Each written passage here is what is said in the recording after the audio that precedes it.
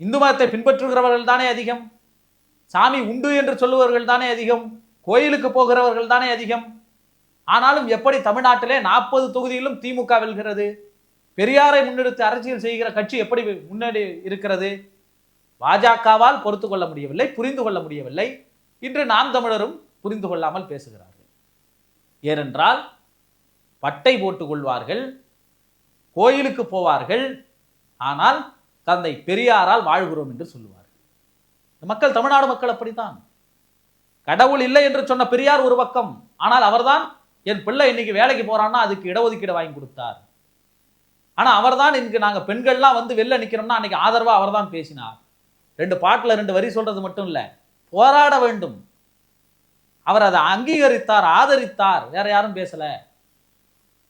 அப்ப அந்த உணர்வை தந்தை பெரியார் அன்னைக்கு ஊட்டி இருக்கிறார். குறிப்பாக அவர்கள் தொடர்ந்து வைக்கிற விமர்சனங்கள், பெரியார் வந்து அண்ணாவோடு 18 ஆண்டு காலம் முரண்பட்டு இருந்தார், இஸ்லாமியர்களை விமர்சித்தார். 18 ஆண்டு காலம் ஏன் முரண்பட்டார் என்று நாம் தமிழர் சொல்வதே இல்லை. 18 ஆண்டு காலம் யாரை ஆதரித்ததனால் முரண்பட்டார்? ஒரு பச்சை தமிழன் இந்த மாநிலத்தை ஆள வேண்டும், முதல்வராக வந்திருக்கிறார், கருப்பாக இருக்கிற ஒருவர் இந்த மாநிலனுடைய முதலமைச்சராக வந்து அமர்ந்திருக்கிறார், நம்மால் ஒருத்தர் வந்து அமர்ந்திருக்கிறார், அவர்தான் காமராசர். இந்த காமராசருடைய பொற்கால ஆட்சி தொடர வேண்டும் என்பதற்காக அண்ணாவை எதிர்த்தார் தந்தை பெரியார். இப்ப அண்ணாவை எதிர்த்ததற்காக தந்தை பெரியாரை எதிர்க்கிறது நாம் தமிழர் என்றால், அப்பொழுது காமராஜரை தந்தை பெரியார் ஆதரித்தது தவறு என்று அவர்கள் சொல்கிறார்களா? 1965 மொழி போராட்டத்தை பெரியார் ஏற்றுக்கொள்ளவில்லை. கருங்காலிகள் என்றால், சுட்டுக் கொள்ளுங்கள் என்றால், துப்பாக்கி சும்மாவா இருக்கிறது என்றால் கொதிக்கிறார்கள் நாம் தமிழர்கள். பெருந்தலைவர் காமராஜர் அப்போது என்ன செய்து கொண்டிருந்தார்? அவருடைய ஆட்சி நடக்குது, அவர் பதவியில் இல்லை. அதுக்கப்புறம் பக்தவாச்சலம் இருந்தாரு, அப்போ உள்துறை அமைச்சரா கக்கன்கிற தமிழர் தான் இருந்தாரு, அவற்றை தான் காவல்துறை இருக்கு. இதை பற்றியெல்லாம் அவர்கள் பேச மாட்டார்கள். தந்தை பெரியாருடைய நோக்கம் என்பது வன்முறையற்ற முறையிலே, குறிப்பாக ஜனநாயகத்தின் அடிப்படையிலே உரிமைகளை பெற வேண்டும். அதிலும் குறிப்பாக எக்காரணத்தை கொண்டும் மாணவர்கள் பலியாவதை தந்தை பெரியார் ஏற்றுக்கொள்ள மாட்டார். மாணவர்கள் பலியாவதை அந்த அடிப்படையிலே வழிநடத்த வேண்டும். நீங்கள்லாம் பள்ளிக்கூடம் போகணும், கல்லூரி போகணும், படிச்சு வேலைக்கு போகணும், அதுதான் என்னுடைய விருப்பமே தவிர நான் அதை காப்பாற்றுறேன், இதை காப்பாற்றுறேன், அதற்காக போறேன், இதுக்காக போறேன்னு உயிரை விடுவதை நான் ஏற்றுக்கொள்ள மாட்டேன். அதான் ஒரு நல்ல தலைவர். அந்த சிந்தனையோடு மக்களை வழிநடத்தியவர்கள் 2 பேர் தான் இந்தியாவில். ஒருவர் தந்தை பெரியார், இன்னொருவர் புரட்சியாளர் அம்பேத்கர். அப்படித்தான் அவர்கள் போராடி ஒவ்வொன்றாக பெற்றார்கள். அந்த காலகட்டத்தில் காமராஜர் ஆட்சியை ஆதரித்துக் கொண்டிருந்தவர் தந்தை பெரியார். இந்த விமர்சனங்கள்லாம் அப்படிதான் வைக்கப்பட்டது. பெரியார் வந்து இஸ்லாமியர்களுக்கு எதிராக பேசினார், அவர்கள் இந்த நாட்டை விட்டு போக வேண்டும் என்று சொன்னார். 1964 பெரியார் பேசினாருங்க. ஏன் தந்தை பெரியார் பேசினார்? தேர்தல் நேரத்திலே காமராஜரை ஆதரிக்கிற பொழுது அண்ணா ராஜாஜியோடு இருந்தார், அண்ணா முஸ்லிம் லீக்கோடு இருந்தார், ராஜாஜியும் முஸ்லிம் லீக்ல இருந்தார். அப்ப இவர்களெல்லாம் கூட்டாக சேர்ந்து காமராஜரை எதிர்க்கிற பொழுது காமராஜரின் பக்கம் நின்று அவர்களை விமர்சித்தார் தந்தை பெரியார். அப்ப நாம் தமிழர் கட்சிக்கு காமராஜரை ஆதரித்தார் பெரியார் என்பதுதான் பிரச்சனையாக இருக்கிறதா? பெருந்தலைவர் காமராஜரை தேசிய காங்கிரஸ் தலைவராக தேர்ந்தெடுக்கப்பட்ட பிறகு எம்பியாக இருந்த போது டெல்லியிலே அவருக்கு வழங்கப்படுகிற வீட்டை RSS கும்பல், சங் பரிவார் கும்பல், காவிகள் என்கிற கும்பல் வீட்டோடு உயிரோடு கொளுத்த பார்த்தது, தீ வைத்து. அப்படி கொளுத்த பார்த்த அந்த சனாதன கூட்டத்தை, அந்த சாமியார்கள் கூட்டத்தை கடுமையாக எதிர்த்து போராட்டம் அறிவித்த ஒரே தலைவர் தந்தை பெரியார் தான். இத்தனைக்கும் காமராஜருக்கு ஆதரவாக போராட்டத்தை அறிவித்தார் தந்தை பெரியார். வேற யாரும் போராடல. நாம் தமிழர் இன்னைக்கு அடுக்கிறாங்களே தலைவர்கள், அந்த தலைவர்கள் யாரும் போராடல. ஆக பெரியார் இப்படிப்பட்ட போராட்டங்களையும் காலத்தை பேசுவதையும் இன்னைக்கு கூட்டு வந்து அன்னைக்கு அதை பேசினார், இதை பேசினார், அப்படியெல்லாம் ஒரு ஆய்வுக்கு உட்படுத்தப்படுவது என்பது, எல்லா தலைவரையும் அப்படி ஆய்வுக்கு உட்படுத்தினால் காலத்தை சொல்லாமல், எந்த காலத்திலே எனக்கு தாய்நாடே இல்லை என்று டாக்டர் அம்பேத்கர் சொன்னார் காந்தி இடத்தில், ஆனால் நாம் எல்லோரும் இந்தியர்கள் என்றும் அம்பேத்கர் தான் சொன்னார்.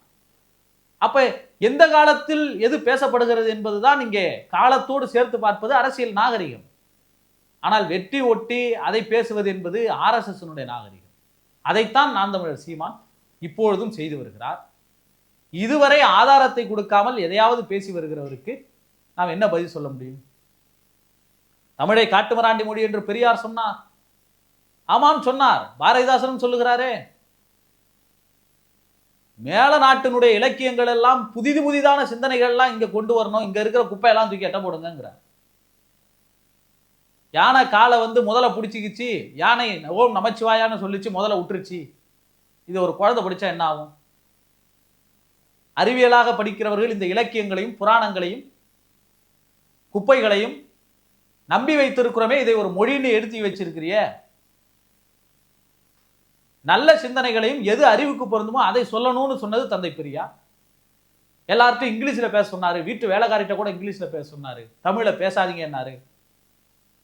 ஆங்கிலம் தெரிந்து வைத்திருக்கிற பார்ப்பனர்கள் இங்கிலீஷ் படிச்சவங்கிறதுனாலவே எல்லா உத்தியோகங்களையும் போயிட்டாங்க.